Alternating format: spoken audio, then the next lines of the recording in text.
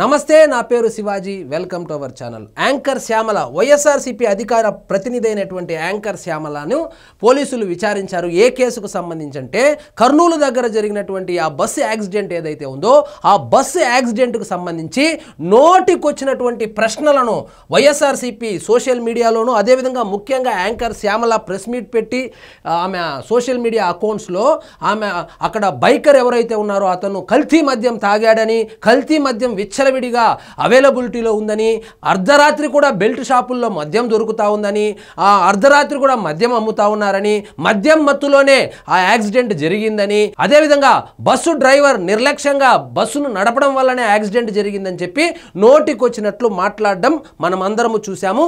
దీనికి సంబంధించి ఆమె మీద కేసు బుక్ చేసి నోటీసులు అయితే ఇవ్వడం జరిగింది. ఈ కేసుకు సంబంధించి నిన్న యాంకర్ శ్యామల కర్నూలులో డిఎస్పీ ఆఫీస్కి అయితే విచారణలో పాల్గొన్నారు. ఈ విచారణలో డిఎస్పీ ఆఫీస్లో జరిగినటువంటి విచారణలో 65 ప్రశ్నలు వేస్తే ఉక్కిరి బిక్కిరి అయింది శ్యామల. ఎందుకంటే ఈమెకి ఇది కొత్త.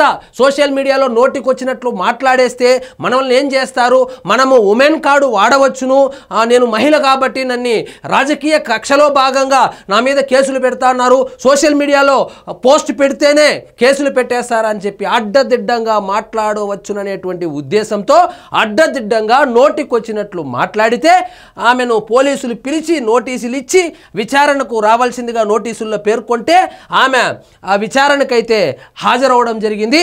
పోలీసులు అడిగినటువంటి ప్రశ్నలకు కంగు తిన్నటువంటి శ్యామల మొత్తం కక్కేసింది.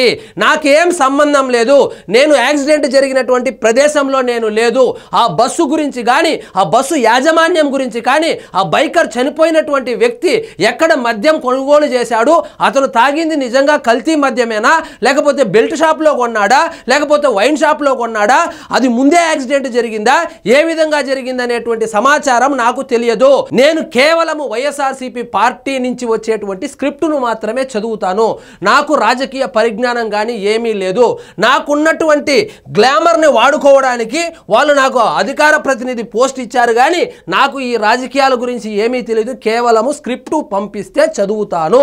అంటే ఏ స్క్రిప్టు పంపించినా చదువుతుందేమో తెలియదు కానీ స్క్రిప్టు పంపిస్తే చదువుతాను, నాకు సంబంధం లేదని 2 చేతులు పైకెత్తేసింది. ఇప్పుడు మొత్తము ఈమెకే కాదు, ఆ రోజు కావేరి బస్ అనే కాదు, ఈ డిజిటల్ మీడియాలో ఏవైతే ఈ ఫేక్ ప్రాపగండాకు మొత్తం నెరేటివ్ సెట్ చేసేది వైఎస్ఆర్సీపీ పార్టీలోని పెద్దలే.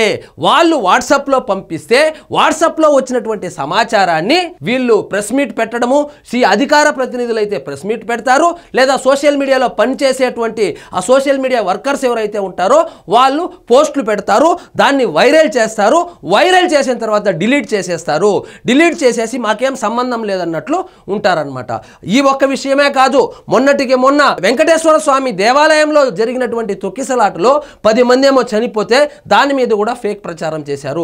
ఒకటని కాదు, డెవలప్మెంట్ మీద చేస్తారు, ముఖ్యమంత్రి మీద చేస్తారు, ఉప ముఖ్యమంత్రి మీద చేస్తారు, అదేవిధంగా నారా లోకేష్ గారి మీద చేస్తారు, మన అనిత గారి మీద చేస్తారు. సో ఫేక్ ప్రచారం చేయడం కోసమే వీళ్లను అధికార ప్రతినిధులుగా నియమించుకొని వాడుకున్నట్లు తెలుస్తోంది. ఇక్కడ చూడండి, జగన్ చెప్తే మాట్లాడా, పార్టీ ఆదేశాలు పాటించా, కావేరీ ప్రమాదంపై నో ఐడియా, స్పాట్కు నేను వెళ్ళలేదు, ఎలాంటి డీటెయిల్స్ తెలియదు.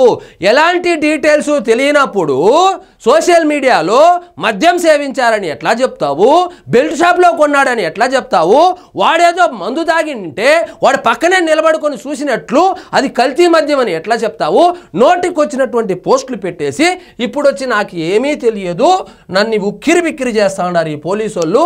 65 ప్రశ్నలు అడిగితే ఒక ప్రశ్నకు కూడా సమాధానం చెప్పలేదు.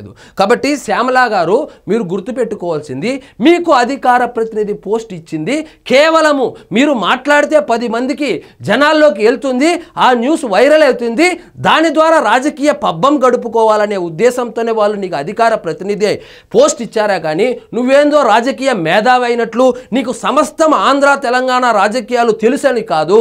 కాబట్టి వాళ్ళు ఏమి స్క్రిప్ట్ పంపిస్తే అది చదవడం కాదు, వాళ్ళ పంపించినటువంటి స్క్రిప్ట్లో నిజానిజాలు ఆదాయాలు ఎంత ఉందని నిజ నిర్ధారణ చేసుకోవాలి కదా.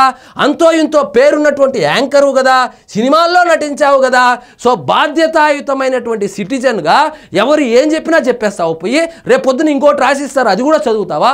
కాబట్టి దీన్ని బట్టి అర్థమైందంటే ఇక మీదట యాంకర్ శ్యామల ఏ పోస్ట్ పెట్టినా నమ్మద్దండి. ఎందుకంటే ఆమెకు స్క్రిప్ట్ వైఎస్ఆర్సీపీ పార్టీ ఆఫీస్ నుంచి వస్తుంది. సో వైఎస్ఆర్సీపీ పార్టీ ఆఫీస్ నుంచి ఏమి రాసి పంపించినా ఆమె చదువుతుంది, కానీ ఆమెకు రాజకీయ పరిజ్ఞానం కానీ ఆ సంబంధిత వ్యవహారం మీద, ఆ ప్రాబ్లం మీద ఆమెకు ఏమి ఇన్ఫర్మేషన్ ఉండదు. ఈ విషయంలో అయితే కనుక క్లారిటీగా ఆమె చెప్పేసింది. సో నేను ఆ బస్సు యాక్సిడెంట్ అయినప్పుడు నేను అక్కడ లేను, నేను చూడలేదు, నాకు తెలియదు. నేను చూసిందల్లా వైఎస్ఆర్సీపీ పార్టీ ఆఫీస్ నుంచి వచ్చినటువంటి స్క్రిప్టును చూశాను, చదివాను, అదే పోస్టులో పెట్టాను. నాకు కానీ ఆ పోస్టులకు కానీ ఎటువంటి సంబంధం లేదని చెప్పి చేతులు ఎత్తేసి మొత్తం వైఎస్ఆర్సీపీ అధిష్టానాన్ని బుక్ చేసేసింది. వైఎస్ఆర్సీపీ అధిష్టానం అంటే ఇంకెవరు? జగన్. వైఎస్ఆర్సీపీ అధిష్టానం పంపించిందంటే వైఎస్ఆర్సీపీ పార్టీకి అధ్యక్షుడు జగన్మోహన్ రెడ్డి గారే. కాబట్టి జగన్మోహన్ రెడ్డి గారి కను సన్నల్లోనే ఈ మొత్తం ఫేక్ ప్రచారం అంతా జరుగుతూ ఉన్నట్లు తెలుస్తూ ఉంది. ఈ ఒక్క వ్యవహారమే కాదు, వైఎస్ఆర్సీపీ సోషల్ మీడియాలో వచ్చేటువంటి వాళ్ళు వేసేటువంటి పోస్టులు కానీ సాక్షి పేపర్లోనో లేకపోతే సాక్షి న్యూస్లోనో వచ్చేటువంటి ఆ న్యూస్ ఏదైతే ఉందో వాళ్ళు నిజ నిర్ధారణ చేసుకోకుండా నోటికొచ్చినట్లు పోస్టులు పెడతారు, నోటికొచ్చినట్లు వైరల్ చేస్తారని తెలిసిపోయింది. సో మొత్తానికి యాంకర్ శ్యామల అయితే నాకేం తెలియదు. ఇదే కాదు, ఈమె ఇంతవరకు పెట్టినటువంటి ఏ పోస్టుకు సంబంధించి కూడా మొత్తం స్క్రిప్టు అక్కడి నుంచే వస్తుంది, మేము చదువుతామని చెప్పింది. ఈమెొక్కటే కాదు, మాజీ మంత్రులు కావచ్చు, మాజీ ఎంపీలు కావచ్చు, మాజీ ఎమ్మెల్యేలు కావచ్చు, ఇప్పటి ఎమ్మెల్యేలు ఎంపీలు కావచ్చు, వాళ్లకు కూడా వైఎస్ఆర్సీపీ పార్టీకి సంబంధించి ఏమి పోస్టులు పెట్టాలన్నా, ఏమి మాట్లాడాలన్నా వాళ్ళు స్క్రిప్ట్ పంపిస్తారు, చూసి చదవడం మాత్రమే, ఇంక్లూడింగ్ రోజా కూడా.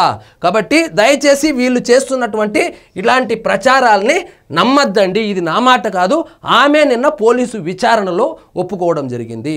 సో ఇదండి ఈరోజు మన టాపిక్. మీకు ఈ వీడియో నచ్చినట్లయితే లైక్ చేయండి, షేర్ చేయండి, ఛానల్ మాత్రం సబ్స్క్రైబ్ చేసుకోవడం మర్చిపోవద్దు.